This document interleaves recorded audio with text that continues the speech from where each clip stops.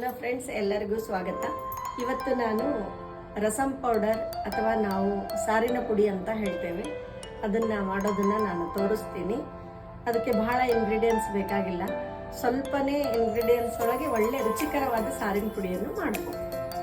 ಇಲ್ಲಿ ನಾನು 1 ಕಪ್ ಹವಿಜನ್ನು ಇಟ್ಕೊಂಡಿದ್ದೇನೆ. ಹವಿಜದ ಅರ್ಧ ಜೀರಿಗೆ ಬೇಕು, ಆಮೇಲೆ ಜೀರಿಗೆದ ಅರ್ಧ ಮೆಂತ್ಯ, ಮೆಣಸು ಒಂದು 2 ಚಮಚದಷ್ಟು, ಆಮೇಲೆ ರುಚಿಗೆ ತಕ್ಕಷ್ಟು ಕರಿಬೇವು ಮತ್ತು ಇಂಗು.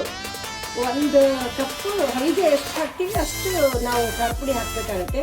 ಖಾರ ಪುಡಿಯನ್ನು ಹುರಿಬಾರ್ದು. ಈ ಎಲ್ಲ ಪದಾರ್ಥಗಳನ್ನು ಎಣ್ಣೆ ಹಾಕಲಾರದೆ ಹುರಿಬೇಕು. ಮೊದಲು ನಾವು ಮೆಂತೆಯನ್ನು ಚೆನ್ನಾಗಿ ಕೆಂಪಗೆ ಘಮ ಬರೋವರೆಗೆ ಹುರಿದುಕೊಳ್ಳಬೇಕು.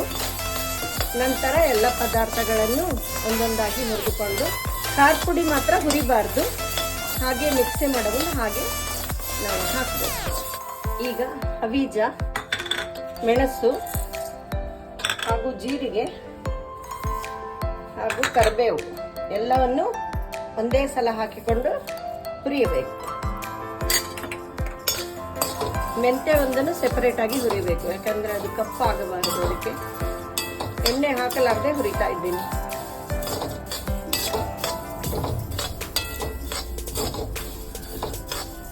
ಚೆನ್ನಾಗಿ ಘಮ ಬರೋವರೆಗೆ ಹುರಿಬೇಕು. ಈಗ ನೋಡಿ, ಎಲ್ಲ ಪದಾರ್ಥಗಳನ್ನು ಒಂದೇ ಸಲ ಹಾಕಿ ಮಿಕ್ಸಿಯಲ್ಲಿ ಸಣ್ಣಗೆ ರುಬ್ಬಿಕೊಂಡಿದ್ದೇನೆ. ರುಬ್ಬುವಾಗ ಸ್ವಲ್ಪ ಉಪ್ಪನ್ನು ಹಾಕಬೇಕು, ಕೈ ಬಿಡಬಾರ್ದು ಅಂತ. ಈಗ ರುಚಿಯಾದ ಸಾರಿನ ಪುಡಿ ರಸಂ ಪೌಡರ್ ರೆಡಿಯಾಗಿದೆ. ಥ್ಯಾಂಕ್ ಯು, ಧನ್ಯವಾದಗಳು.